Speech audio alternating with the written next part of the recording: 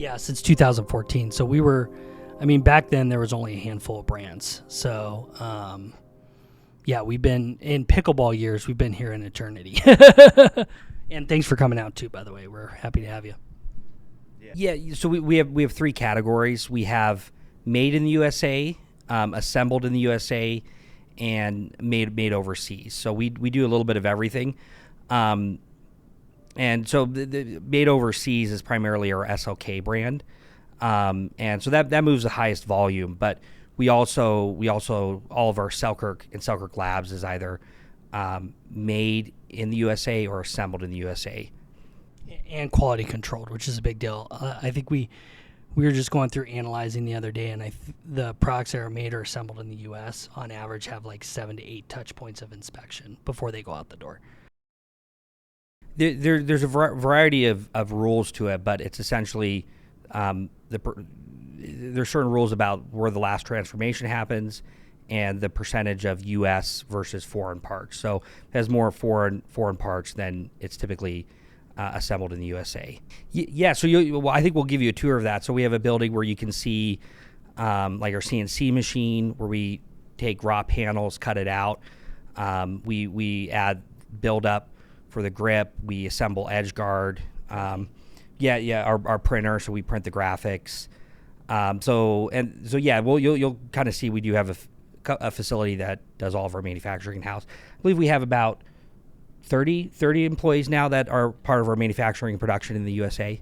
Yeah, so all our labs and Selkirk products are made at our what we call our Aqua facility in that building. So, yeah, so we've actually played those since 2010. So we fell in love with playing with the sport, and then we founded the company.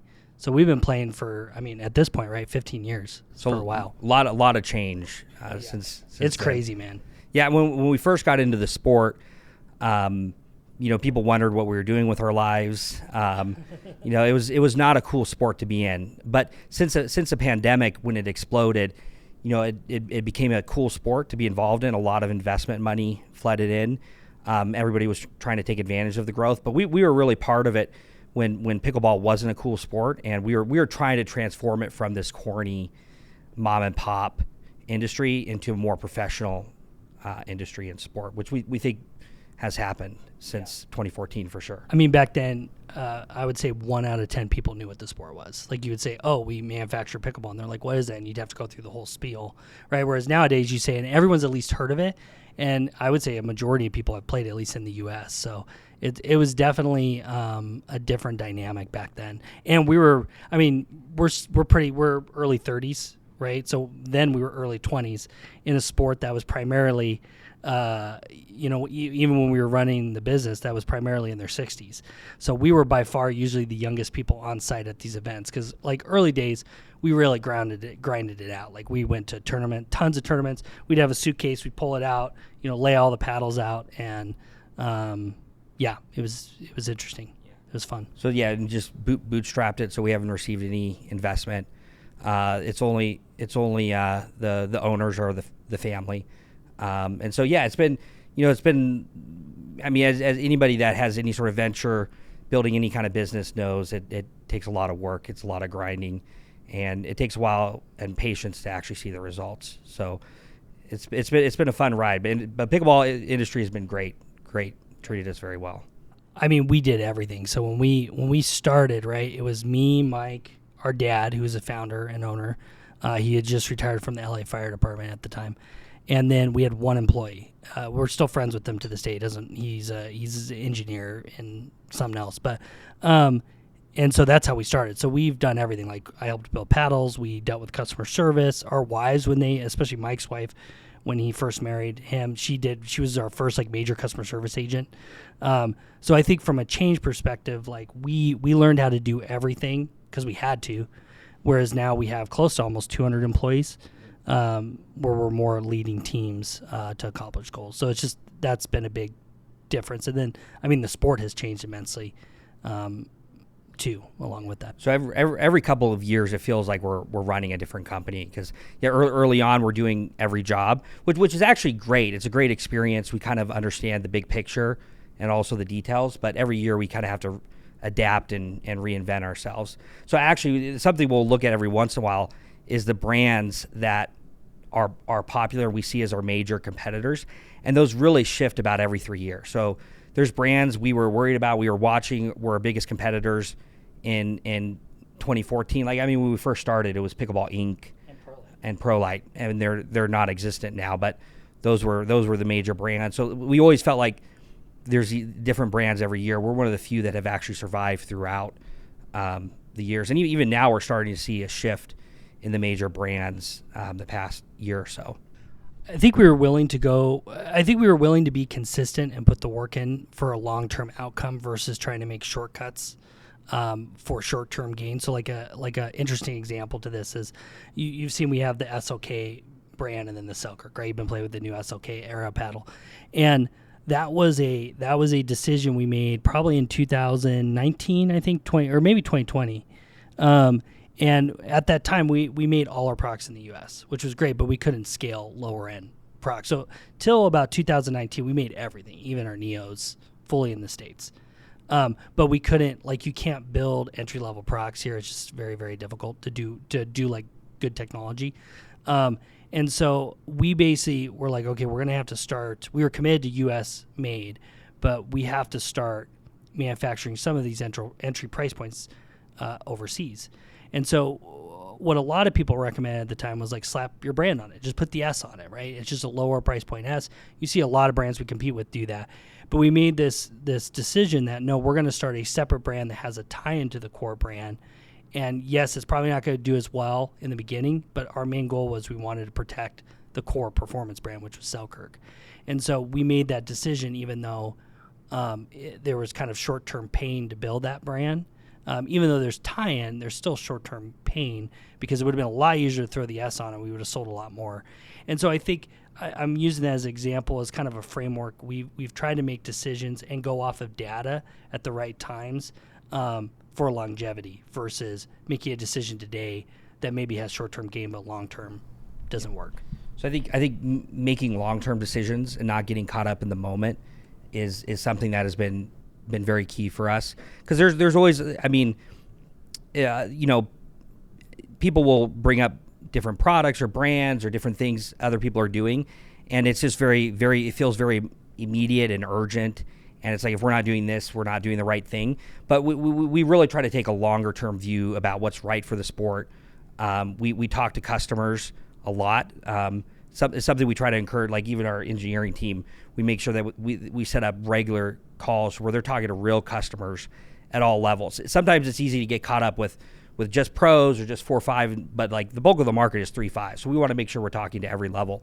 And so staying close to the customers that are actually buying products. And then also I think we promote an agile mindset. So I mean, you being a creator, I'm sure you follow Mr. Beast, and he's a big example to a lot of creators. And you see his early content, and it wasn't very good, but his mindset is always like improve all the time. And I think I see the same mindset with you, right? With your videos, it's like if you can make one improvement every day, you're gonna in a year, it's gonna be a transformation. It's gonna be a big difference.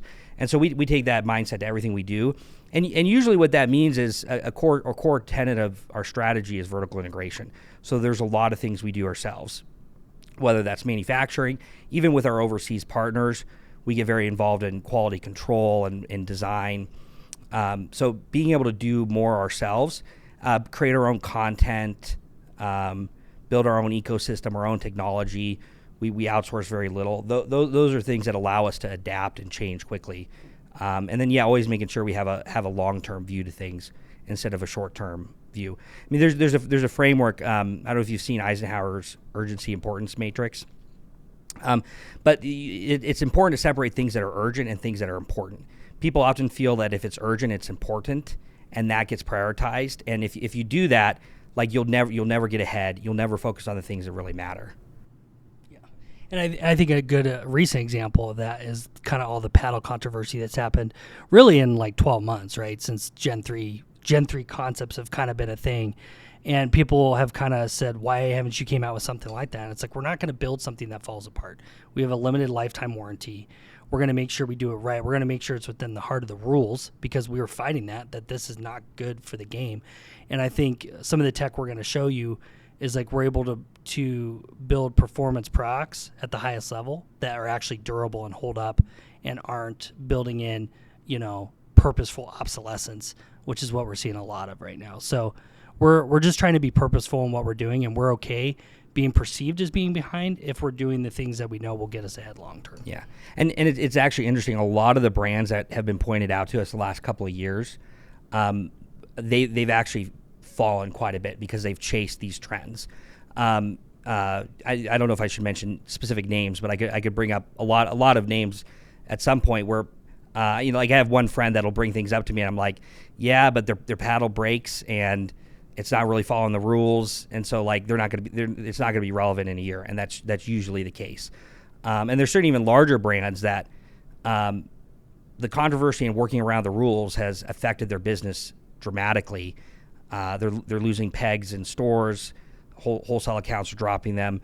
Like we've seen that the brands that chase that have fallen, and so we're really hopeful that because we have tried to stay within the heart of the rules, and we focused on technology that's durable and doesn't break, that we'll be able to come out with high performance products that also last, and we can feel confident selling to our consumers, and we're not going to screw them over. And protects the integrity of the sport, which that's been a big push. Like we've been playing this for 10 years, and that's just been a big push when we were in these paddle meetings with other manufacturers, talking with some of the governing bodies, is like, guys, there's a reason this sport is what it is today, and there's such a low barrier to entry. We don't want to destroy that. Like we need to protect the integrity, because if we make it where, similar to racquetball, where everything's about power, eventually that's going to erode new entrances, and it's going to hurt the game. So. Which I'd be curious from your perspective.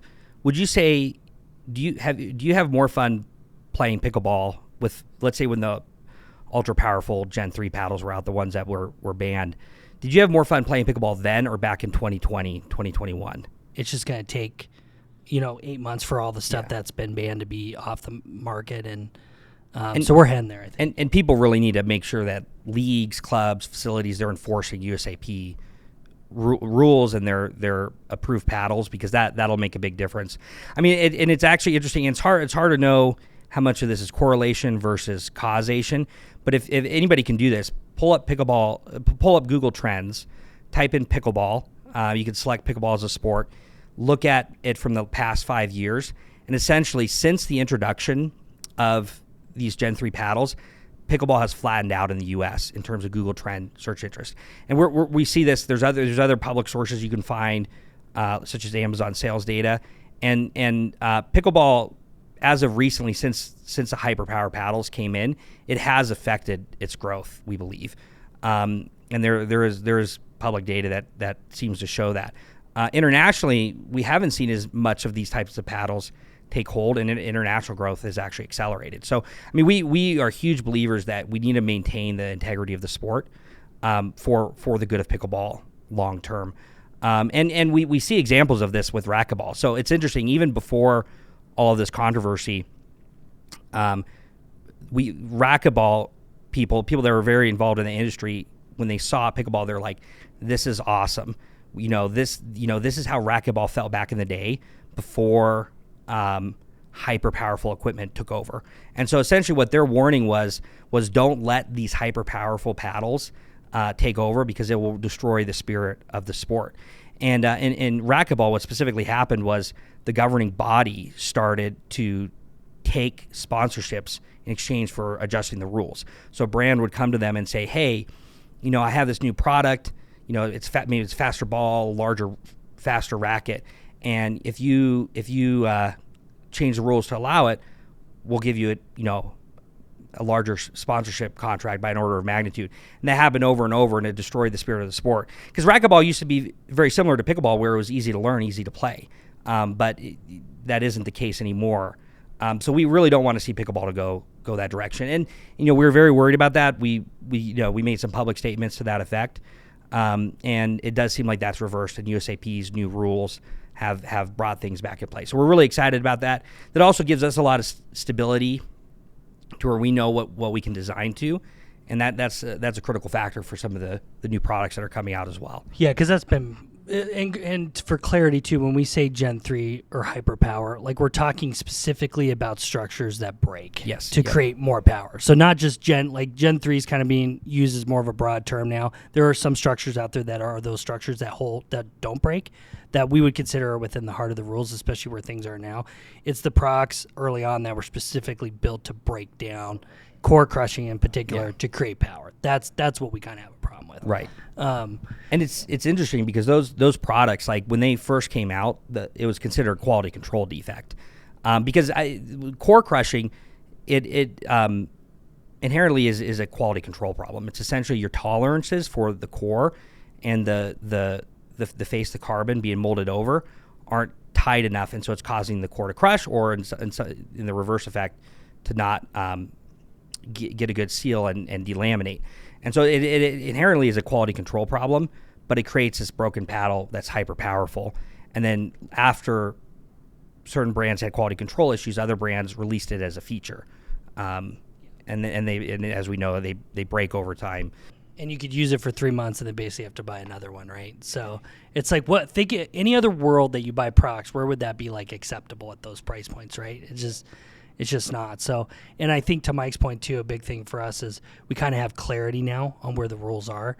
And that's only really happened the last couple months because we knew stuff was coming in place, but it's hard to build appropriately when you don't know where things are going to be at with the pullback. And now that we have clarity, it's given us a lot of clarity to move forward on products. So Fiore, wouldn't be a video of mine without mentioning my favorite sponsor. Father's Day is coming up, and I'm going to make it really easy for you. Check out Fiore. Gifts can be really tricky, but I think at the end of the day, what we really want is for someone to use the gift as much as possible and not return it. However, if they do need to return it because maybe the size was wrong or maybe they don't like the color, Fiore does free returns, and they do free shipping on any orders of $75 or more. If you're on social media channels like Instagram, Facebook, or TikTok, you've probably seen my ads. One of the ads that I did was a best sellers. Some of the best sellers include the Sunday Performance Joggers, the Strato Tech Tee, and the Core Shorts. You can get a 20% discount by going to viore.com/buildingpickleball. Free shipping on any orders of $75 or more, and they do free returns just in case maybe the sizing was wrong or maybe they want to exchange it with a different color. Yeah, you guys just addressed like a ton of things that I was going to ask about. Like one of the things was going to be like, basically, it feels like, I guess from the outside perspective, after you guys already just explained it, it makes a lot of sense now, but from the outside looking in, it felt like you guys were like behind on tech. There's a lot of different factors, of course. One is if the rules keep changing, then how can you invest in technology that you don't know will make sense in the future? But then you guys also mentioned like the quality. Defects and core crushing, delamination, I don't think I ever seen Selkirk's name associated with those terms. But there's other much larger brands where that's like very common, and they just release a paddle, and I basically use it. I continued to use it for a month because I was telling people, it's like, I'm going to main this paddle to figure out if there's going to be a core crushing issue. Now there is, and it makes sense why you guys are prioritizing quality and lifetime warranty. And it sucks that customers and consumers don't really see that value. It's like, again, it's just like the myopic view of the short-term gain of seeing like, oh man, this is like a new, exciting, powerful paddle versus like, well, do you want that paddle and you'll have to replace it in like maybe 2 or 3 months, and it could also even possibly be banned, or do you want to use the paddle that a company stands behind, a company has a lifetime warranty behind it, it's going to be within the rules and the regulations. I mean, man, that's such a tricky, like, that's got to be a tough spot to be in for you guys as like brand owners. Yeah, dude, it's been an interesting road to hoe, and I think to your point, though, I think a lot of consumers do value that. It's why, I mean, we're the largest brand from a volume perspective. So I do think a lot do value that, but I think within a lot of the groups that people are, the higher level groups, or the people that watch YouTube and really follow the sport, they're a very separate segment that are looking for like the top performance. Even if it breaks, I'll buy another paddle. It's okay. And so that's what we're hoping to kind of address with this new stuff we're doing is like, no, you don't have to settle. Like we build for everybody. We build for the 3.0, And I think that's what's kind of been interesting for us to watch is people don't realize it's like, okay, do you understand that we build for everybody? Like we build for the 3.0 player, and our goal is to build the best pro products too. Yes, we've been behind from a power perspective. Like we would agree with that, and that's been something we've been addressing. So like we're not saying like no, our one power is the best. Like no, we understand to where things are right now, we are behind in that aspect, and we've been working to address that. But like looking at it from a holistic point of view, like that is one segment of the overall sport. We service everybody is the goal, and hopefully do the best product in every segment. And what's exciting too is our newer product sort of spans the gamut, and we think will appeal to a very broad range. So that some of the higher level players are looking for power, as well as some of the lower level players. So that's an exciting change, and we started to see a major divergence in the paddles that pros and 4.5 plus prefer versus the paddles that 3.5 prefer. Back in the day, that wasn't really the case. That was something that really came into play as some of these broken, hyper powerful paddles happen, and so what's hard there is like those hyper powerful paddles did not do any favors for 3.5s, for 4.0s, even though they had a lot of hype, a lot of trend, understandably. So what's good about the rules coming in place is the USAP's rules essentially incentivize you to make more durable product. And they bring the power down more so. And so though there being a level playing field, and the rules incentivizing durable products instead of ones that break down, we think that's an area that we're going to play very well in. And with the new product too, we're launching the Lux 2.0, or the new Lux with Infinigrit, we're calling it. And we're upping the power a little bit more on that, but it's still a control paddle. That's been our best selling paddle of all time. Like, which people, I know you hated the first one, which I get it, man. No worries. But that was our number. The second one's great. But yeah. And so our goal was the first one, right? We sold a ton of those because it's going for a very particular group. But the goal was to improve it so that group was happy, and then we kind of went more into the hybrid. Like we got a little bit more hybrid characteristics, which I think is what you're kind of feeling now, right? Yeah. So. I'd be curious if you were to guess, maybe not the last year, but a year or two ago, what would you guess being our most popular paddle? You guys? Yeah. It's probably the Lux. Now, yeah. Well, let's exclude the Lux. Outside of the Lux, Power Air. Okay. Yeah. Yeah. Yep. I'll say Power Air. So actually, the Power Air was a lot lower. Damn. So Than the Lux, yeah. Than the Lux, yeah. And then even some of our other products, but one of our products that had the most hype, the most popularity, with pros and such, was the 002. Okay. So, but that is our worst selling paddle of all time. People were like, "This is the." We even had pros recently because we stopped making them because they're just very difficult to make, especially reliably. And we had players that are like, "This is the best paddle you've ever made," and we would sell literally like 100 of them a month. Like we're talking nothing.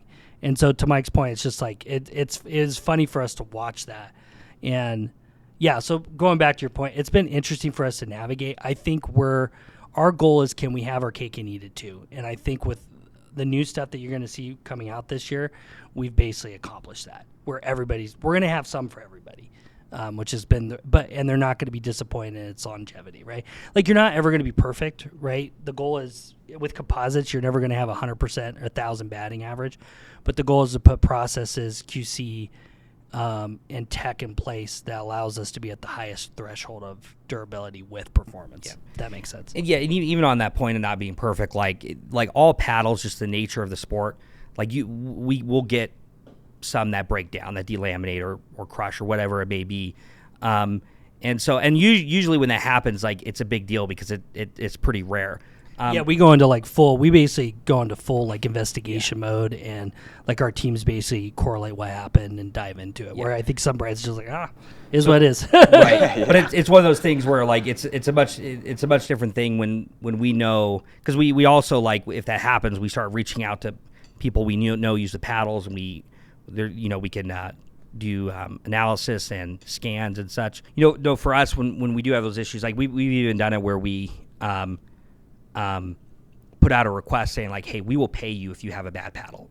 So like we're proactively asking for people to send us paddles if they think it's a problem. And in one case I'm thinking of, we didn't have anybody actually message or take us up on that. Where some brands, you can't get customer service to take care of a problem you do actually have. But so anyway, like every brand will have some issues, but we're very involved in getting down to the source of it. In some cases, like with the 008, we identified a problem, we switched things up to make sure there wasn't any moving forward, or on products we have moving forward. But yeah, we with our lifetime warranty, if we had widespread issues, it would cost us a lot of money. So we have to work on that. That's proactively. the thing. We tell people it keeps us honest. Like if you have a limited lifetime warranty, we are the incentives are in the right place for us to make sure we're building stuff for longevity. Because if we don't, it's coming back. You've been hitting with the paddle, but we're coming out with some paddles within SOK that are Gen 3 like, that are using PP, and the durability, because we're putting QC in place, is much higher than a lot of the ones we've seen in the market so far. But the stuff that we're specifically putting in Selkirk is going to be even better performance and extremely durable, because that's where SOK is a one year warranty, right? Selkirk's the limited lifetime warranty. Yeah, so I wanted to make sure that was clear, because we are careful. I would say the tech that we put in SOK is durable, and the stuff our engineer guys would use, the stuff we put in Selkirk are units. We're making stuff. We're trying to make tanks that perform. And it's interesting. And we price accordingly. And it's interesting on this point. This is some of the biggest pushback we've received in the industry. Is with the ball too. With the ball especially, but we've been called stupid numerous times by players within the industry for creating durable product. They said no, you don't understand. If these are other business people within the sport. Yeah, so they've told us we're stupid. If you were smart, you would engage in planned obsolescence, which is a pretty somewhat common thing for companies to do. They'll obviously never admit it. But they would say no, you should make your paddles break down so that they have to buy more. So we received this with the InfiniGrit, because it is. I mean, and I think we'll show some tests, and we have a video coming out about it that show, because we have a test where we rotate abrasion test, rotate on the paddles, and we could see how long it takes to wear down. And so the InfiniGrit, according to our test, is 3 times more durable than raw carbon fiber paddles. And so we receive a lot of pushback. That's something that a lot of businesses don't want to push, because it's good for us if people believe it, but it affects other products, where even if you have a cheaper product, if you're having to buy that 3 times more often, our products are actually a good value, which is what we're shooting for. But we receive that especially on the on the Selkirk Pro S1 ball, because that was the first ball with a 1 year no crack warranty. And I mean, we still have customers emailing in about how they've used this ball for a year. Again, nothing's we perfect. We ran them over and they haven't broken. Yeah. They haven't broke. So they're initially we had some issues with out of round. We actually adjusted things, fixed some quality control to where we don't have the out of round issues. At least not as much. You're still gonna get, it's a ball, so you're gonna get 1 second. Right. Especially some of that is, our paddle our balls maybe go out of round eventually, but if you're playing with it for 3 months, that could happen. And so, anyway, we received a lot of pushback on that, because if that ball became standard, it would greatly affect the industry in terms of overall ball volume. Which again, we're not really concerned about that. We're just trying to make the best product that's best for the consumer, and we think that would be best for the consumer. That's so interesting. It's they're thinking what's best for the consumer would negatively affect the industry. Although, if it's better for the consumer, then more people would appreciate that more from the. Yeah. That's our philosophy. This reminds me a lot of the conversation I had with Nick Mechanic from Reload. This, there's the amount of frustration. I totally, a lot of respect for you guys for not leaning into the planned obsolescence, and just the herd of sheep are going this way. You guys are deciding to go the other way, and in time, the market will see and begin to value it. You just need more maybe outside media or types or kinds of people to kind of allow you to tell that kind of story on different platforms so that more people can see it. That's a goal. And actually, and I'd say we're starting to see that. And this is, again, going back to the long-term thinking versus short-term, is eventually customers figure it out, right? Like if a customer gets screwed over enough times, like they'll figure it out, right? And so like we're starting to see that where customers are realizing, like, maybe I shouldn't be buying these paddles that break down every 3 months. And so we, like you said, customers are smart. They'll figure it out.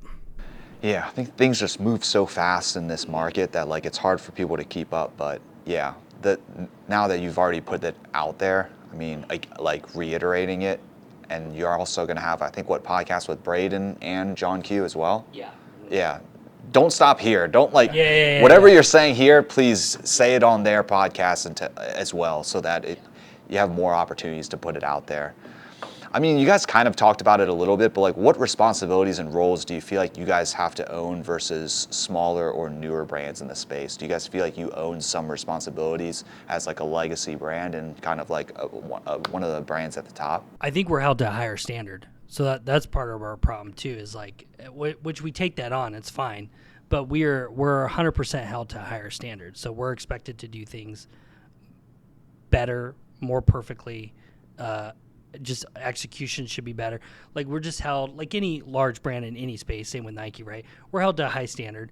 I think personally too, we feel responsible. Like, we don't tend to speak out. Like, we've taken a philosophy through the years that like we'll do what we can to do things correctly, and like all these controversies will work out generally. And until the hyper paddle problem happened last year, that was the first time we've actually like outspokenly like gave our opinion into the market, because we felt responsible for the direction of the sport and had to speak out that like this is going to hurt the sport, best case scenario, or could totally destroy it long term. And this is the letter? Yeah, the letters that we sent out, yeah. That was not a lot of people would have shied away from doing something like that, but I'm glad you guys did. We generally would never do something of that nature, but we felt that it was a turning point in the sport, that something had to be said, and to your point, we felt responsible as being who we were in the sport, that it was kind of our responsibility to do it, even if it didn't necessarily benefit us at the time. As much as you guys can say about it or feel comfortable saying about it, like, what are your thoughts on, the governing bodies? You've mentioned USAP a few times, like, haven't mentioned UPA. Do you have any thoughts there? I'm not trying to lure you guys into something to make you get into trouble.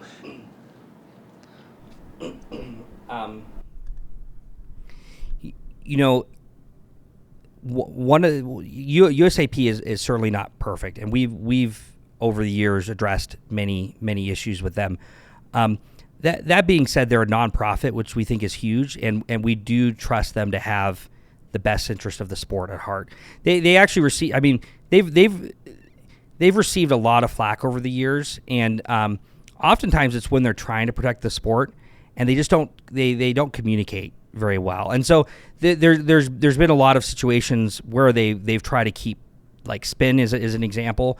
What we're going through with power right now, we went through similar issues with spin and brands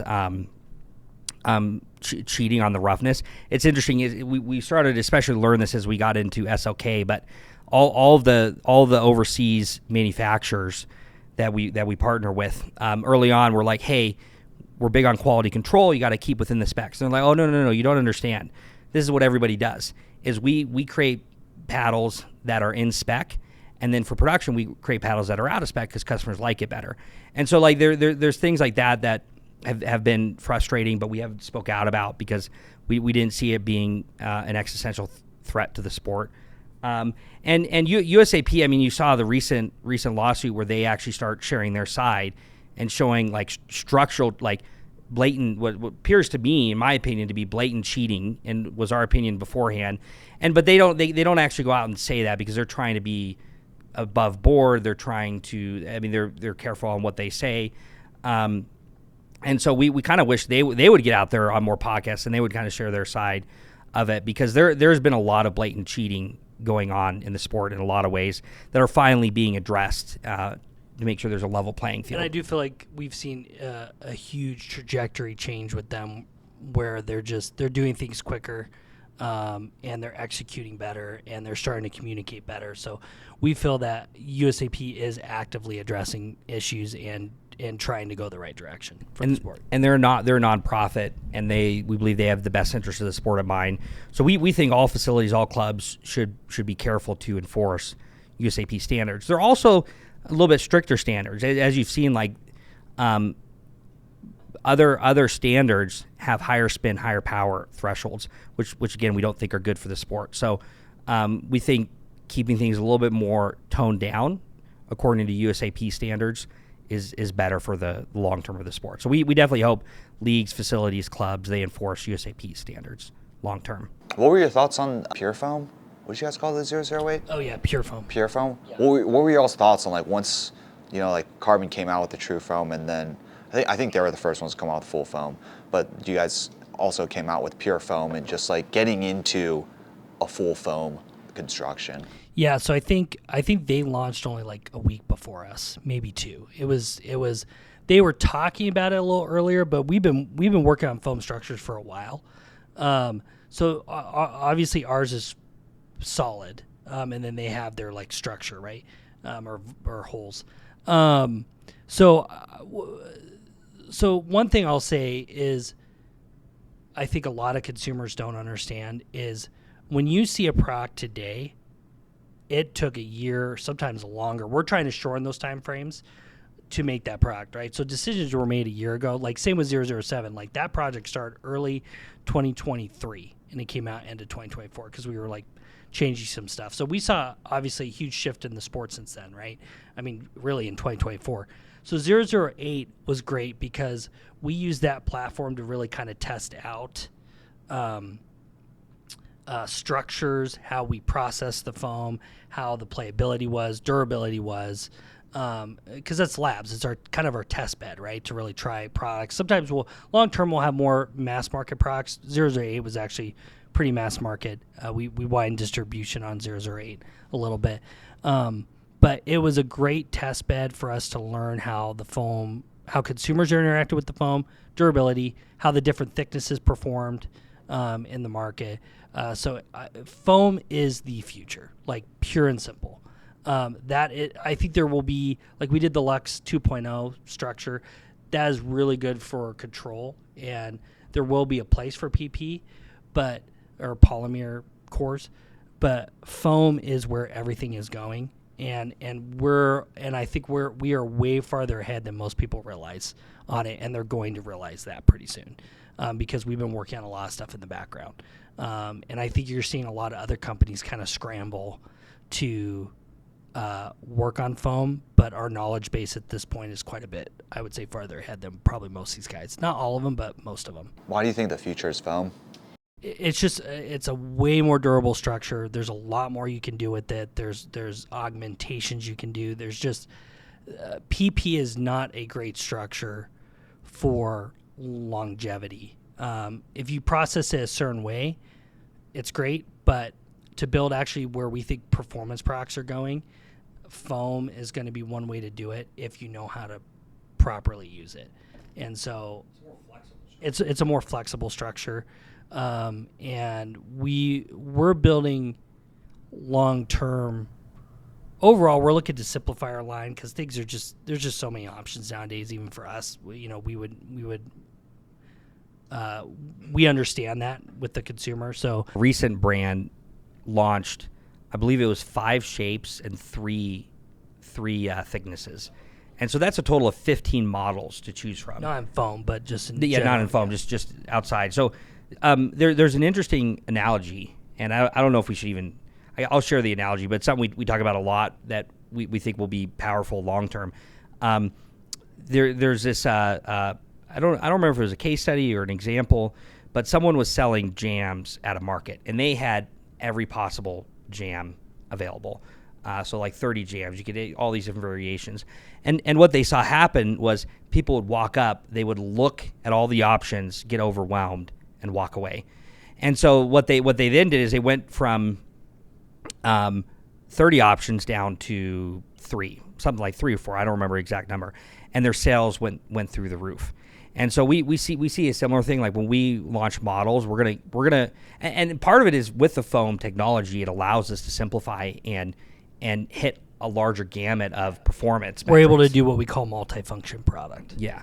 And so because of that, we're able to offer a simplified offering that you're basically making a choice of 2. And so we think that's going to be powerful long term because the paddle buying experience is overwhelming right now. Yeah, analysis paralysis for sure. Yeah, it's cool. I mean, but it's very difficult, but if you guys can nail that of just like make the decision for them to a degree, right? Like figure out that hard stuff and like weed it out for them of like all those like small minute decisions. Like, do they really need 5 different shapes and 3 different thicknesses? But I remember when I was talking with the co-founders from Carbon, they're like, well, like the traditional sentiment towards a 14 millimeter paddle was that it like 14 meant it was a little bit like more power focused. But then once you introduce like foam into it, it kind of like changed it. And maybe that's what you're talking about with like the multi. Yeah, we're accomplishing it in a different way, but it is the kind of the same analogy. Yeah, which is great about that that material, which is cool. And I think a lot of as foams get out there more, a lot of the wisdom about thicknesses and what thickness you want is gonna change dramatically. A lot of the old rules are no longer going to apply. Yeah, I forgot you guys did come out with a 10 of the pure foam. Well, actually, it's going to go the other way. Oh, really? So we're going to be able to accomplish stuff with thicker options. I think people are going to be surprised about. Yeah, I think that's fine to say, right? Yeah. Yeah, it was cool to see you guys experiment with different shapes too. Yeah, there's like the elongated changed a little bit.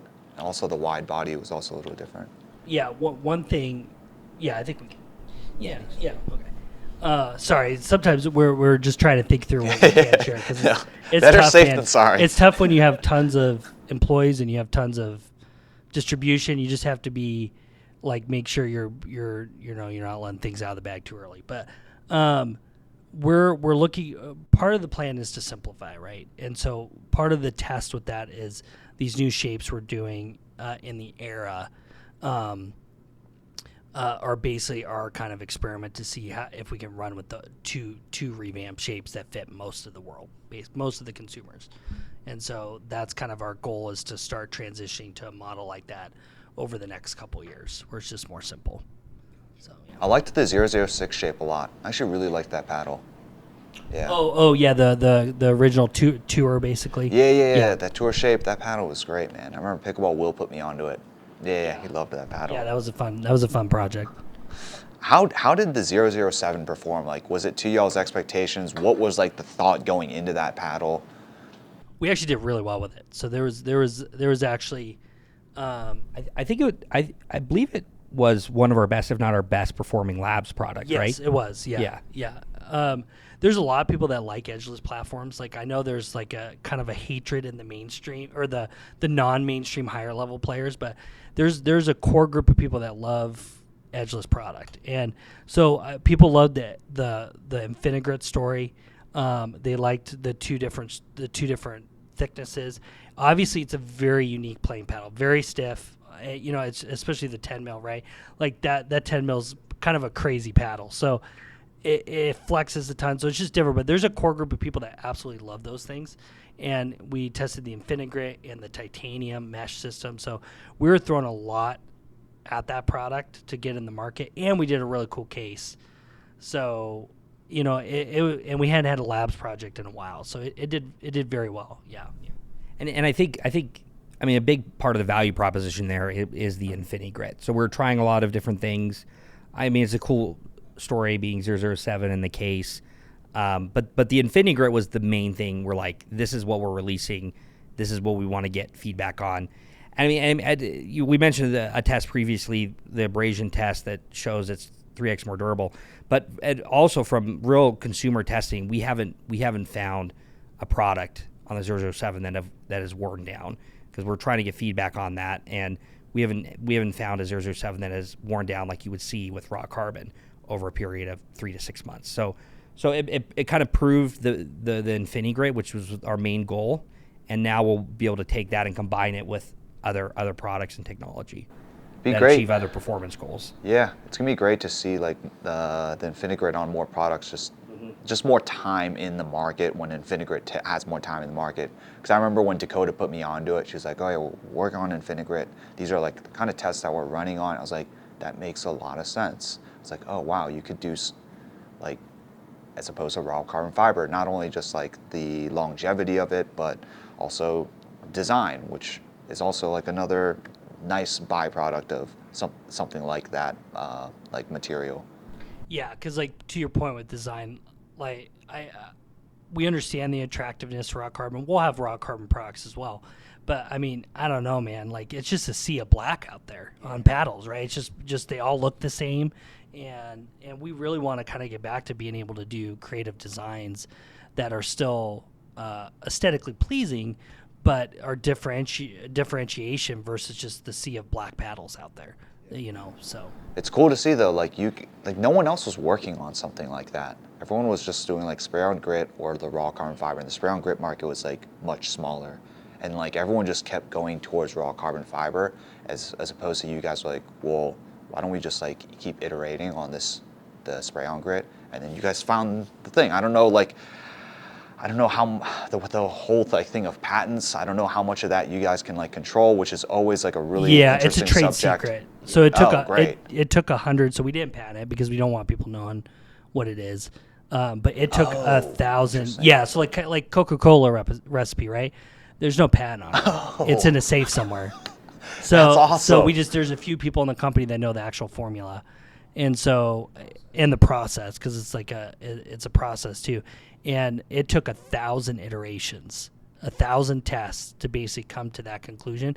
So we're pretty. I mean, I'm sure someone will come up with something fairly similar eventually, but we're pretty confident that it's gonna be tough. It took our guy, almost 2 years, and it was a major project for him. So when you do the tour of our factory, that we spray the InfiniGrit in house, and that section will be covered up, and you won't be able to see any of that, unfortunately. But hey, I'd rather keep it that way. Yeah. Damn, that's awesome. Okay, moving away from the products a little bit. This past year has been very interesting with like the testing, the paddles changing. I also thought something that was also really interesting that I'm also like very curious about is the sponsorship contracts. I feel like you guys had a lot of people that were sponsored, and then now you guys maybe have like pulled it back. But again, outside looking in, I don't know the full story, so would love to hear you guys' take on that change. Yeah, so I think it'll be helpful to give some context and how we've addressed sponsorship through the years, because it's shifted back and forth throughout the years. Yeah, yep. And so and also some context for how we think in general. So we tend to be contrarians. And so in any sort of business, like you're not going to succeed, you're not going to be number one unless you do things differently than others. And so we're always pushing ourselves and our people to find new ways to, whether it's processes or go to market, marketing strategy, we want to find something different that others aren't currently doing, because that's where you find alpha. That's where you find a competitive advantage. And so we have a whole document and strategy. We call them strategic practices, and they're just our ways of like, hey, we need to do it differently than what's currently being done. And so with sponsorship, when we first got into the sport, the only marketing people did was sponsor players. That's how everybody did their marketing. But at the time, players weren't on TV. It wasn't live streamed. So it was only if you were at the event, or maybe if you cared enough and you went to pickleballtournaments.com and saw who won. And so we were never the company that sponsored players. We were the company that just worked on products. And so it frustrated our competitors to no end, because they're like, how are you winning? How are you gaining market share? Because you don't sponsor top players like we do. And so and it's because we looked at like the cost to sponsor and the value and what the return, and we didn't see an ROI there. So everything we do is very ROI driven, right? For every dollar we spend, how many dollars are coming back to us in the form of with marketing. It could get pretty sophisticated with CPMs. In other cases, it could be direct revenue, right? So we never saw an ROI with players. We did believe, though, that for our marketing efforts, for our content, for our packaging, we needed some premier players. So we basically had one player that was a premier player that we sponsored for many years. And we had a lot of mid-level players too. Yeah. Like we had players, but it wasn't close to some of the other teams. Yeah, like so there were some teams that were massive, spending buco bucks. So we didn't sponsor the top players who were winning essentially all the time. We focused on one player that we could promote, and then we had a lot of and had a good personality. Yeah, which was Tyson basically at the time. Yeah. So a great personality. So and like Rob mentioned, we sponsored a lot of the lower level players that were great community advocates. So we were the first brand to do an advocate program or an ambassador program in the sport. So that was essentially our strategy. We're like, hey, we're not going to go after these top pros. We're going to go grassroots. We're going to sponsor advocates, give people demo paddles, because our philosophy has always been, if we can just get people to try our product, they'll like it. I mean, even recently we've been seeing with demo days, we're like, oh man, I never thought Selkirk had a good product, but I'm trying it and I love it, right? So that's always sort of been our mindset. So anyway, we were not the brand that sponsored top players for the longest time. However, eventually PPA came onto the scene, and they were the first league that was focused on getting TV deals, and we saw them getting TV deals. And so the exposure that pros were getting basically went up. We calculated one times 50x. So essentially, like 2019, before PPA started, pros would maybe get a few hundred, maybe at best a few thousand impressions, people seeing them using our product. After PPA and they started getting TV deals and pros started showing up on the tour, people could see their live streams. It went up 50 to 100x. But pro salaries did not go up 50 to 100x. So before we were like, well, they're overpaid. Now we're like, oh wow, this is actually an opportunity. Nobody sees it. They were dramatically overpaid. They're dramatically overpaid, and then we're like, okay, you know what? They're not actually overpaid. And if you look at PPA's trajectory of viewership, it's going up. So we know that in 2 years, 3 years, if we can sign deals now, that we'll have a good deal with these players long term. So we basically came onto the scene and we signed everybody we could in 2 to 3 year deals. Because the viewership changed, the trajectory changed, and we thought we could get alpha, we could get actual value. And keep in mind too that like their players even at that time in viewership compared to other sports were still technically overpaid. So pickleball has been generally always overpaid because of the trajectory. So if even at the best times when they were getting exposure, if you looked at it compared to exposure of any other sport, they were still hyper overpaid, but it made way more sense with the trajectory of the sport for us at that point. So I think for clarity, we did some calculation with tennis. Even at the time that we started signing players, they were overpaid by about 5 to 10x compared to tennis players. If you compare viewership numbers. But what we also, part of our strategy was like, okay, it's still overpaid compared to other sports, but we're going to hire videographers and content people and we're going to leverage them. So our mindset has always been like, we're not just going to pay players, we're going to leverage them. So at the same time as we were sponsoring players, we hired, Cooper, we hired videographers, yeah.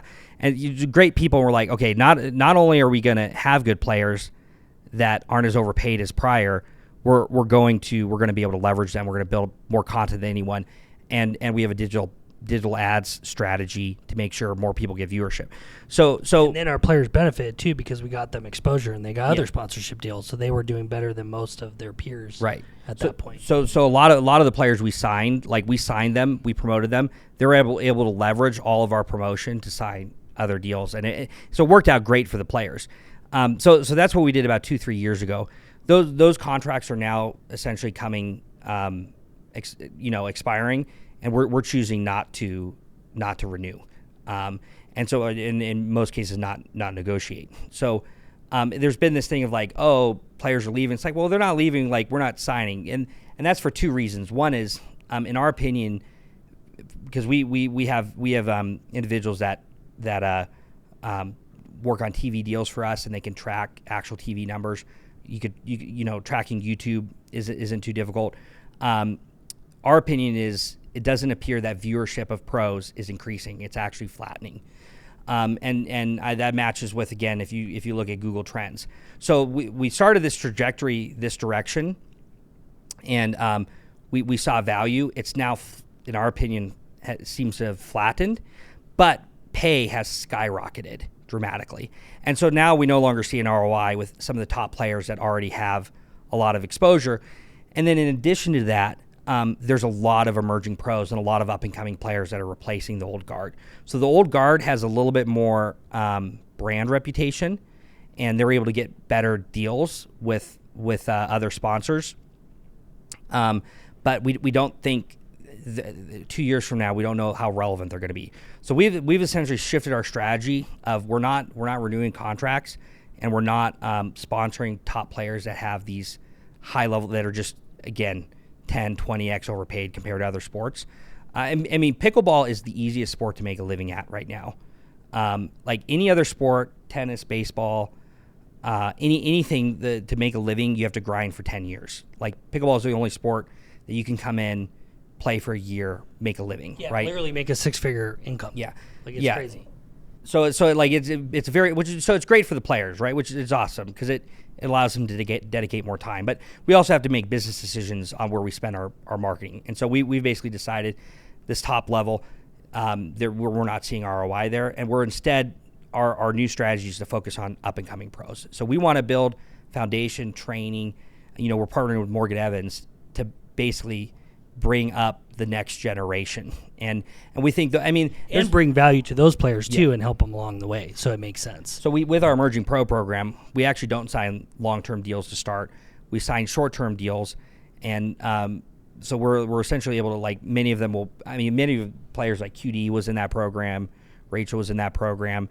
We identify them there. They come up, and then we sign longer-term deals when it makes sense. So that's kind of our shifting of our strategy. So it's definitely not something where, in our experience, pros will take the highest contract. Like, you know, that's just, and it's understandable. They're they often have families. They're making decisions that are best for themselves.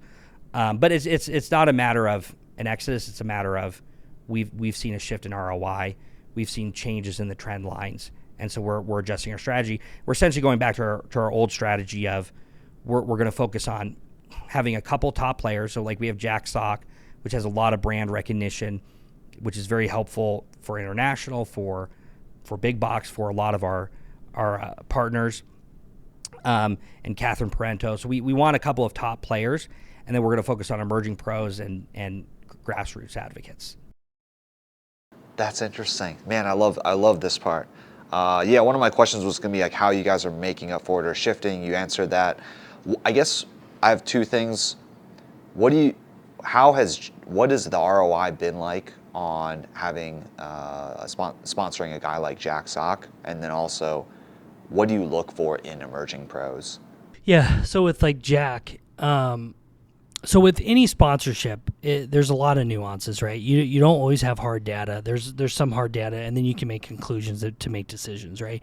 So Jack has done really well for us because of his background. He's been performing better now too. He's been really drilling and working to improve, and so we look at people who can actually sell paddles. Jack can sell paddles, even if they're not the best player, even if they don't have the best potential.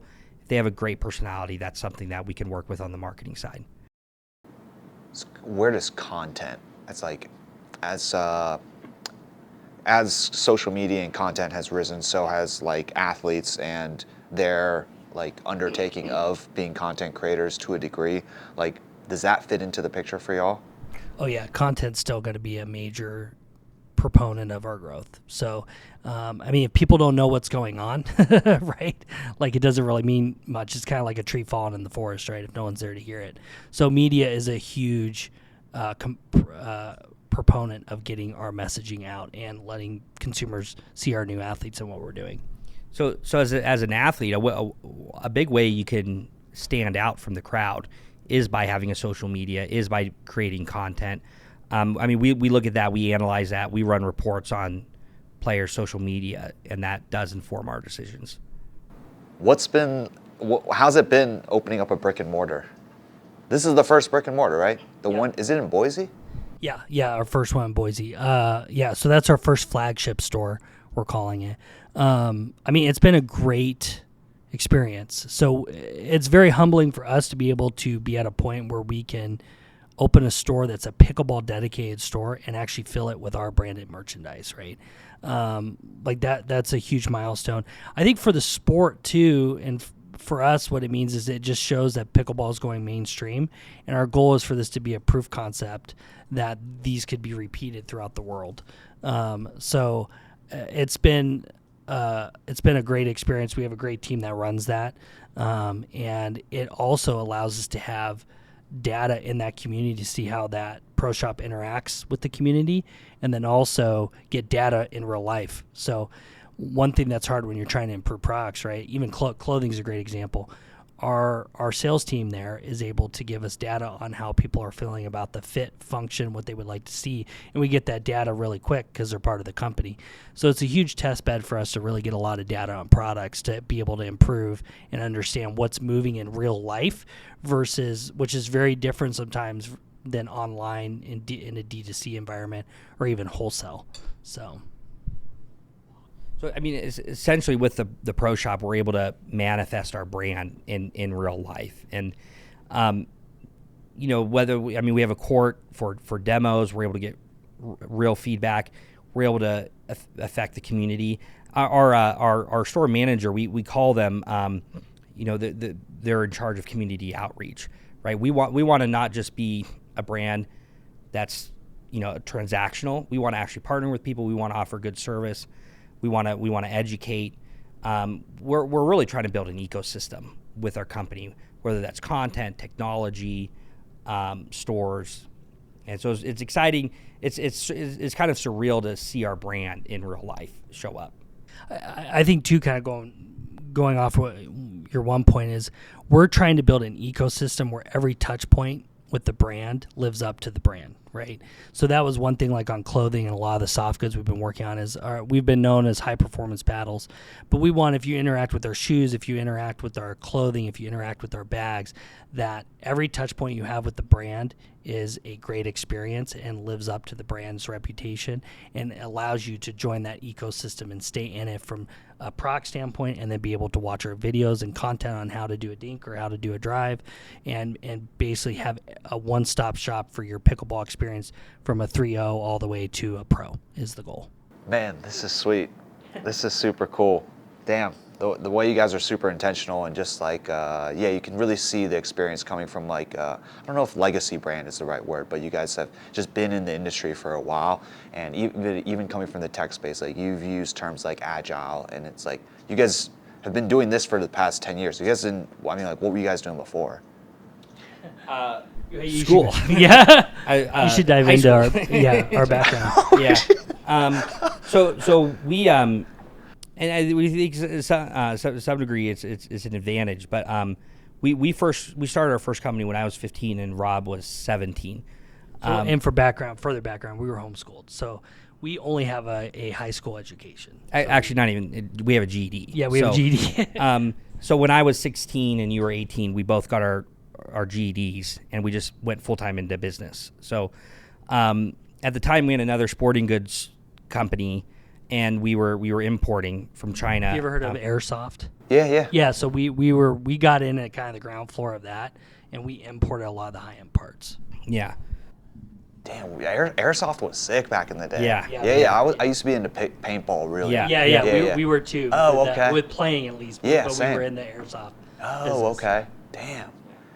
Yeah, you guys have like a lot of things that, a lot of like business ideas and thoughts and processes and pursuits that have been done from like other like well-known CEOs and like founders from industries outside of pickleball, which is really cool. Like the way you guys are approaching, cool, we like had a bunch of products, now we're gonna start like narrowing down the focus. A la Steve Jobs. I think Steve Jobs did a great job of that, right? Yeah. And just like kind of like some tech approaches too, For like sure. in the tech space. Yeah. Damn. Yeah, I mean, our education in business has essentially been just figuring it out, because we had to do everything. We've had to figure out everything from scratch, and then also a lot of audiobooks about companies and individuals like Steve Jobs.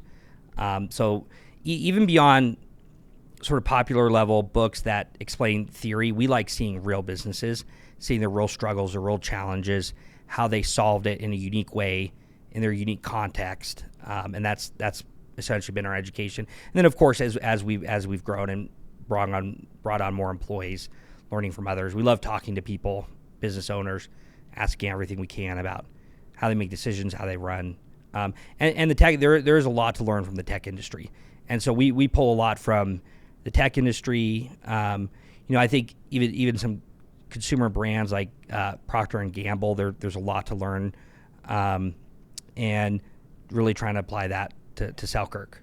So even beyond that, I mean, some of the companies we like, one of our big partners is Palantir. I don't know if you've heard of them before. So we're essentially building a digital twin of our company on the Palantir platform.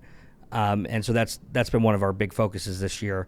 And so Palantir is, it's a really, really cool company, but a lot of the ways they operate, like we don't operate like a tennis company. We've seen how some of these tennis companies operate, and we would never go that route.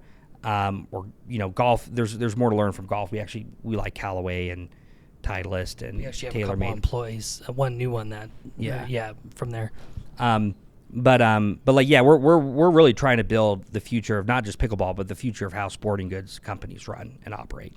Great to see how much you guys are willing to keep learning. I mean, you would think someone that's been in 10 years, you're like, oh, they're probably like somewhat stuck in their ways or have become comfortable or content with what they've like reaped already. But the fact that you guys are like continuing to learn, and you're also like looking at current businesses like Palantir. I mean, yeah, that's such a great brand to look at. And then the way you guys talked about feedback too, it kind of reminds me of like Facebook. Facebook had like feedback design critiques, which is like feedback is massive for tech brands. Like feedback is so important because they're always trying to move quickly and just like, cool, we're going to try this. If it doesn't work, then we're going to figure out why, and then we're going to move on to the next thing. Tech just moves really, really fast. And the fact that you guys are adopting that, wasn't expecting the conversation to go this deep and technical, and super impressed. This is super cool. Well, one thing we'll say too is we've been very blessed. Like we have a great team. We've had we've been doing this 10 years, but we've had people come alongside us at the right times to be a part of this growth, which has been great. And we were very blessed that we were kind of in the right place, right time, right? And then we thankfully were able to execute. So a lot of even our friends and a lot of entrepreneurs' mindset is to get a company, build it for a few years, and sell it. And that's never been our mindset. Usually the individuals that do that, they're like, oh, I can do the exact same thing in another industry. And we're like, there's no industry like pickleball. Like we're very blessed to have the opportunity of a lifetime, and we don't think we'll ever be able to. We likely will never have an industry like this that we could do the same thing in. So we're all in on pickleball.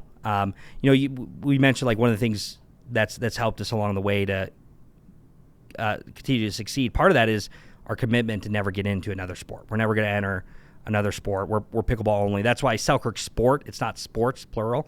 It's sport. We're just pickleball, but thankfully we're still able to exercise our entrepreneurial juices because the sport is growing. It's always changing. There's always something new to take on.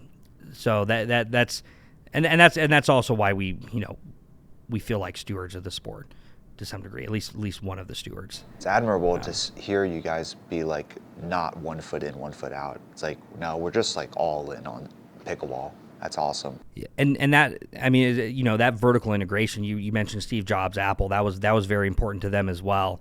And when you are vertically integrated, you're able to take on a lot more. You're able to do a better job. Yeah, I think having that in-house control, that's crazy.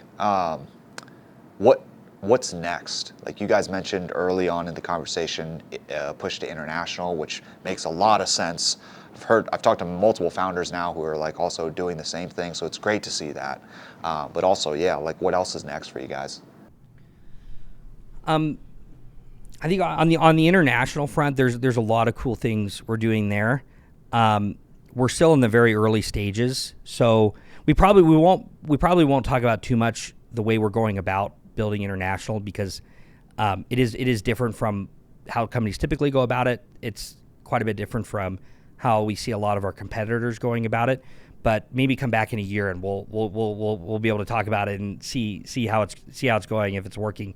And I think I'll talk from a product perspective. So, an interesting internal statistic is we probably grew our R&D and product team, our basically our overhead by 8 times last year, between machinery, people, just general infrastructure. So we've been heavily investing in product and R&D internally, and a lot of those fruits are starting to. We had invested a lot the previous year, but especially last year was a major investment year for us. So a lot of those fruits of that work is going to start coming into fruition now, especially later in the year. And so for that is to be able. The goal is to basically build a product and R&D team where we're able to get constant feedback and continually improve our product and have the consumer even closer to us with that feedback, so that we can actually build the best product for the consumer every day, all day. And building out a lab. So we've built part of that investment that you guys are going to get to tours. We have, I think, the only lab other than the 2 labs that the governing bodies are using in existence right now for pickleball. So we've built out an entire lab that we're continuing to build out, so we can get product data very quickly and to be able to adjust and make sure we're within the rules and we're meeting our durability standards. And so our goal is just to continue to build on that, like just from an R&D prototyping perspective, right? Like previously, if you're building kind of a lot of high-end tech, you're coming up with a design, you're talking to a factory overseas, and then you're maybe going to see a prototype in 3 weeks is a norm. Some people claim shorter. I don't really buy that, knowing how it works over there. But and there's some variables, but like we're literally going to show you guys how you're going to actually get to like kind of build a paddle in our like prototype area and actually get to play with it by the end of the day. It's going to run through the whole process. So it just shows that we're able to basically come up with ideas, execute, actually test it, understand where the product's at, get that data, adjust again, do it all over again within 24 to 48 hours. So the advantage we're going to see from that, I think, is going to be like once we get that orders of magnitude and we're getting that flywheel going, and that's kind of what we've been working on. So you're going to get to see all that firsthand. And I'm not saying we're going to do it perfectly, but I think what you see, what we've been working on, I think our future looks very bright in the progression we're making, and we're hoping to really expand the brand in real life perspective, where we're able to touch consumers where they're at in real life, not just from a digital perspective, and try this product and get their feedback and continue to improve. So just constant improvement. Tell me about tariffs. What has it been like dealing with tariffs? Because I don't think I've gotten like an email, or there hasn't been an announcement yet like some other brands have gotten a head start on being like, hey, the prices might change. Like, yeah. Tariffs suck. Yeah, I know. So I mean, thankfully we're a little bit more diversified. So I think we mentioned earlier we have three categories. We have made in the USA, assembled in the USA, and made overseas, made in China. And so obviously the made in China are affected by it. The assembled in the USA are affected by it, not as much as the made in China, and then our made in the USA will not be affected by it. But so outside of getting into the details that could turn political very quickly, just talking about where we're at. So I don't think you'll see increases in prices from some brands early on. There's a few reasons for that. One is it seems like deals are being made, hopefully. And so everybody's sort of in a waiting period. And there's some strategies you can do, like what we're doing is we're bringing them into a bonded warehouse, which basically means that you don't have to pay tariffs until it's released from that bonded warehouse. So we'll be able to keep some of our products in there, wait till hopefully tariffs go down, bring them in, and then that's when we'll really know where things are at once the trade deals are negotiated. Also, one of the things that you're not really seeing talked about much in the media in general, but is a huge factor, is a loophole that's somewhat unique to the USA. So in most other countries, you have to own a company in that country to import, right? And in a lot of countries, like India, China is very much this way. They do not make it easy for foreign companies to come in and own businesses. The U.S. is one of the countries that it's the easiest to do business in. It's very easy for foreign companies to import goods. And what's a unique thing about the U.S.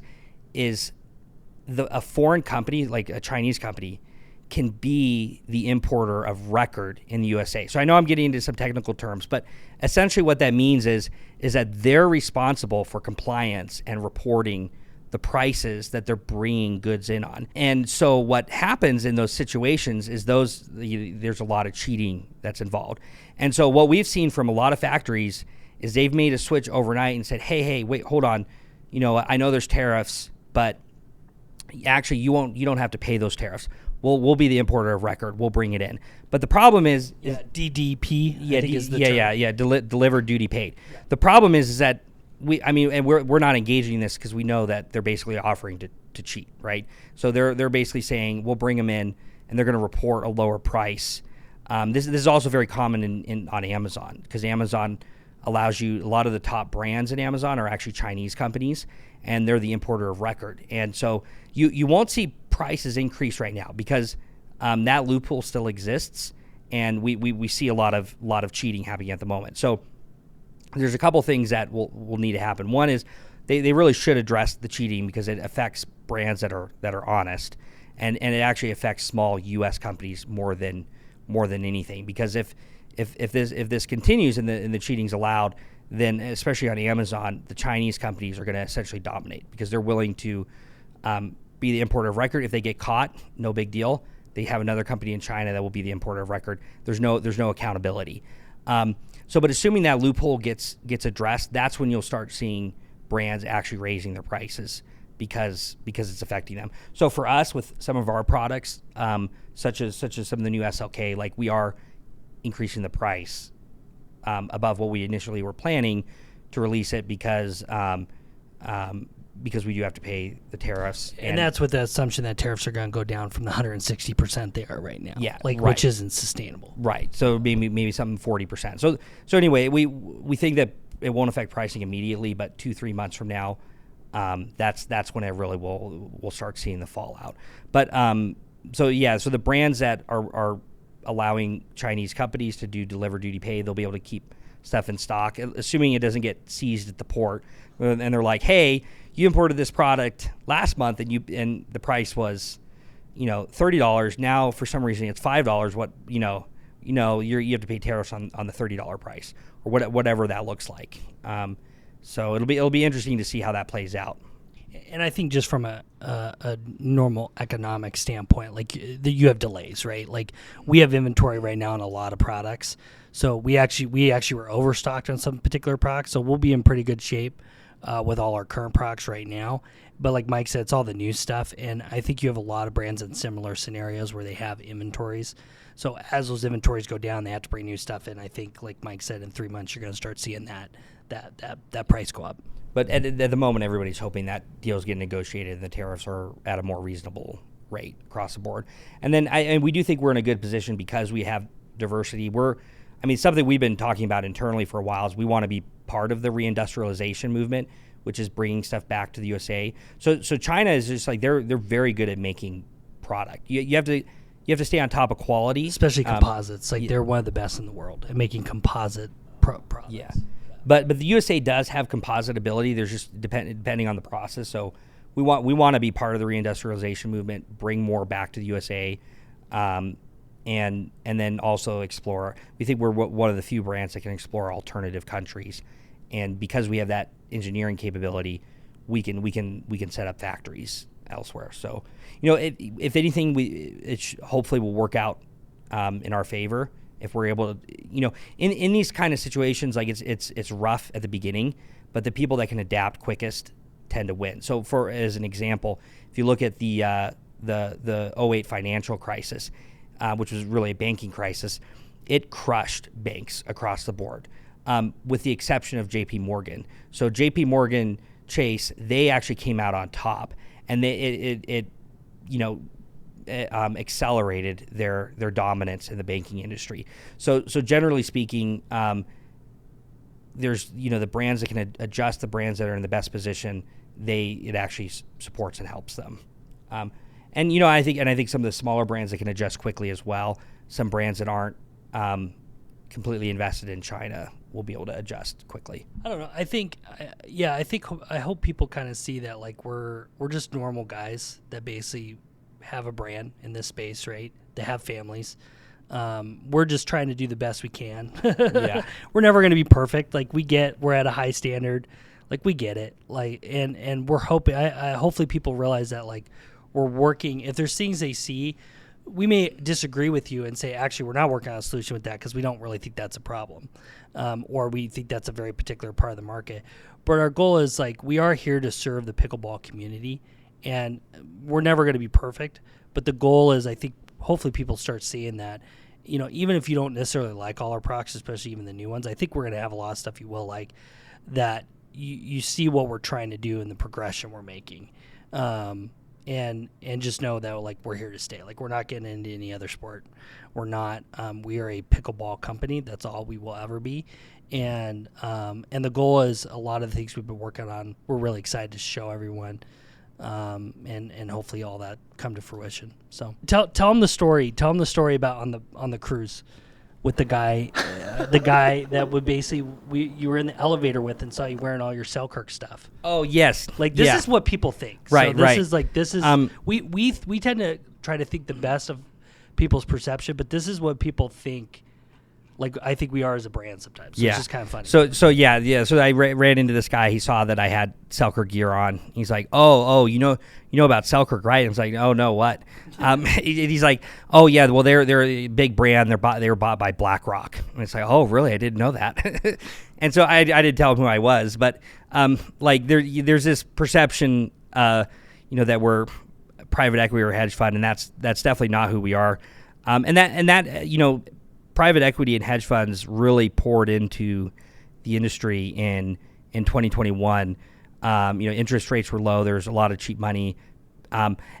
People assume investors are sophisticated. A lot of investors are not actually that sophisticated, and they just poured into pickleball because of the hype around it, because their friends were investing in it. And so, like with anything, there's trends along those lines. And so that's really when we felt like some of the soul of pickleball getting sucked out, was because private equity makes decisions in a much different way. It's extremely short-term thinking. They're not looking to build value; they're looking to extract value. And so that's something that we never want to have that mindset. We would never.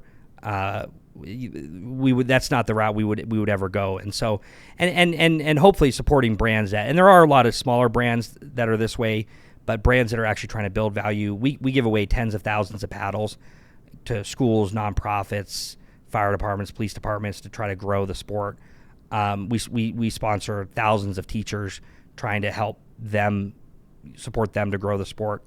And so, thankfully, there are some advantages to all that money pouring in, and we're starting to see. I think we've heard estimates that there's going to be 700 facilities opening up this year, which is just insane. But that's sort of the result of all that cheap money from a year or two ago. And so that's great for the sport. It's going to build the infrastructure.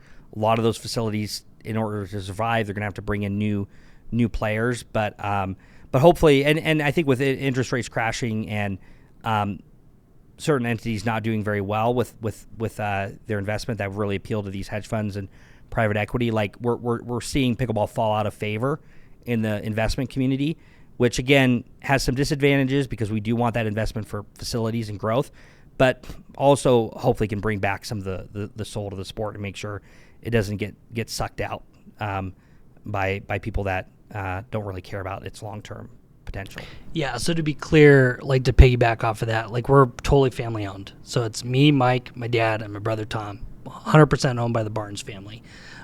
We're not saying investment is bad. Like hedge funds and investment are two different things. And we're not looking for investment. We don't want investment. But if we ever did anything like that, we would only do it in a structure where we're in 100% control, because that's what it comes down to. Is like we have to be in 100% control to make horizon. with a long-term horizon to make the best decisions we believe will help us accomplish those goals. And we're not going to put ourselves in a position where we're not going to be able to do that. Lord willing, that's our goal. So That's a great way to summarize investing or taking investments, and that's why I think you guys can find some comfort in the fact that you guys are bootstrapped, and like you guys are also like have not yet taken any like private investors. If you've been doing it for 10 years, I don't see why there's any reason to take on investors at this point. Maybe early on if you guys had troubles, but now at this point, if you're 10 years in, I think you guys are good. No, I think that's wise advice, and it's interesting. We talk to entrepreneurs, and I mean you read. I mean Lululemon, they have a story. Who's the founder? Chip Wilson. But like oftentimes people say like the biggest mistake they made was getting investors. So like when you talk to because we have had conversations with people before, and they're very nice, and they're a lot of great promises, but like in the end that is a common mistake. And I think most brands are better trying to bootstrap, trying to be profitable, so that they can continue on their own. Yeah, like if you know it's your own money, then you're going to be a little bit more diligent with it, and then you're going to be more intentional with it. And if you guys know it's your money, you're going to be intentional with the decisions you guys make, how you build a company, and like the long-term horizon. Yeah, it's great. And like you were talking about it earlier about how like you guys are going to be testing out different things, and it's not always going to work out early on. And I wish more people understood that like innovation takes time. Whether it's innovation or just trying different things out, it takes time. It's not going to happen in a year. It's probably not going to happen in 2 years. Like there's going to be iterations, there's feedback cycles. It's going to take a long time. And I think it's really easy to look at some of these. We had this conversation like early on, but it was like, it's easy to look at the smaller companies who are just looking at the catalog and be like, I'm going to take what they're doing, and then I'm going to start it. It's like, oh man, they came with a great product. Yeah, they kind of like took it off the backs of the other brands who like built the foundations for those things, and there's nothing wrong with that to a degree, but also let's not forget about who laid down the groundwork for that and to allow that to happen. And it all kind of works in the ecosystem of pickleball. I don't know if you can have one without the other. You kind of need both to a degree. I think because there's a couple brands like you guys, and there's other founders that I talk to that you guys are in the same boat. Like the amount of time and resources you spend on putting out new products, like you were saying earlier, you're like, oh, whatever came out like is coming out a month from now wasn't worked on like recently. It was like it's been in the works for like 1 year or 2 years. I won't name the other brand, but he's doing the same. He's basically talking about the same thing. He's like, it sucks because like you could put something out that you've been working on for 2 years, and then as soon as it's out there, someone else will just take it. And I'm like, damn.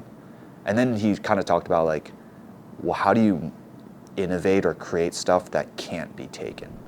Patents. Can't be yeah, or like can't be mimicked. We literally, that's one major investment we did, was we actually have a patent attorney on staff. Oh, wow. So he reports in the office, and all he does is our stuff, and he's the one that sends out the letters if there's a problem. So patents are a really useful way to protect. But to your point, like those only go so far in certain ways. And that's why, too, we have like two separate brands, right? Selkirk is like the super innovative. Selkirk and Selkirk Labs are the innovative divisions. SOK is innovative in performance, but that one's like the one we use to kind of hit trends, right? So like if there's a particular trend someone is popular in the market, and if we can offer it at a better value, that's what that brand is for. SLK slept on. Yeah. It's crazy. Like I remember JT showed me the Halo, and I was like, where has this been? And he's like, dude, you idiot, this is what Rohrabacher's been using. And I was like, oh. And then of course the Era, and I'm like, okay, this is crazy. Like, yeah, this massively slept on. If everyone always talks about value right now. Yeah. It's like SLK is value. Yeah, that's the goal. Value performance, basically. Yeah, and a 1 year warranty. And so, kind of along those lines, something we say a lot is we're focused on progress over perfection. And so, if it's easy to you want to have the perfect product, a product that no one can knock any aspect, everybody loves and likes, but if you're pursuing that perfect product, like you'll never launch anything.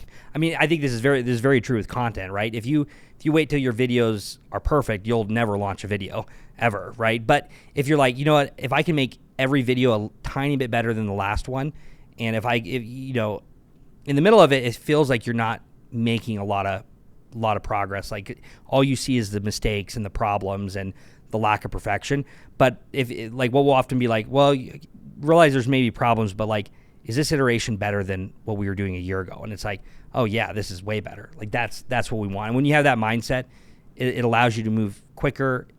It helps if there's criticism to, let that roll off the back and just focus on, yeah, I realize we're not going to make everybody happy, but we know we're making progress. And eventually that progress will come to fruition. I mean, we've basically done that for 10 years. So I think we look like we have perfection in some ways, but it's because it took a long time to get there. And kind of like to your point too, about the working a really long time on product, and then you come out with it and it's like, oh my gosh. So one thing we've really, really been working on is that agile approach and really quick to market, especially through labs. So that was a big, when we redid basically like what we would consider like our labs, Selkirk Labs 2.0, R&D 2.0 that we've been working on in the background. A big part of the initiative with that was we need to be able to come up with a product and bring it to market super quickly, right? Now for context, like if any other in golf and any other sport, it takes years to develop product. Like golf is usually 2.5 years to come up with a concept, bring it to market, because you have these massive $1 billion brands, right? A lot of times. And that's been part of our problem too, is we've gotten larger. So it does take a little bit longer to execute because you're bigger, right? And that was the main reason we invented labs, was to have a platform we could get product to market quicker. And so a big part of what we've been doing, especially starting early last year, was building a R&D system that allows us to get product to market way, way quicker than the average consumer or hard goods brands out there. And so that's like, because we've been stuck in that too, where it's like it takes a year and a half. Like I mentioned, people need to understand that. But one thing we are working on is how do we build a system that allows us to get a product out in 6 months or within 3 months even, or even shorter if we wanted to.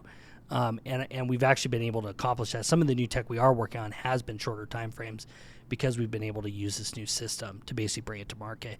And even our marketing people have had to get used to this because they're used to planning out like a year in advance, right? Like you're wearing Vuori, right? Like Vuori is an awesome brand, but they're planning 2026, 2027 right now, right? Like that's how it works. Like, and so it's just, and you can kind of get away with that in that industry, and they're looked at as innovators and they do an awesome job.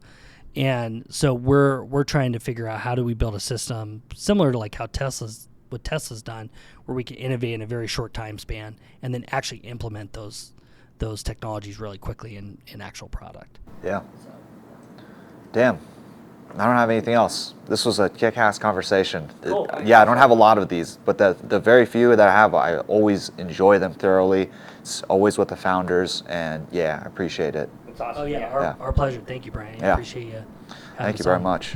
Than's for being understanding about the batteries going out. Oh yeah. Yeah, we've had. That stuff doesn't bother us. Golly.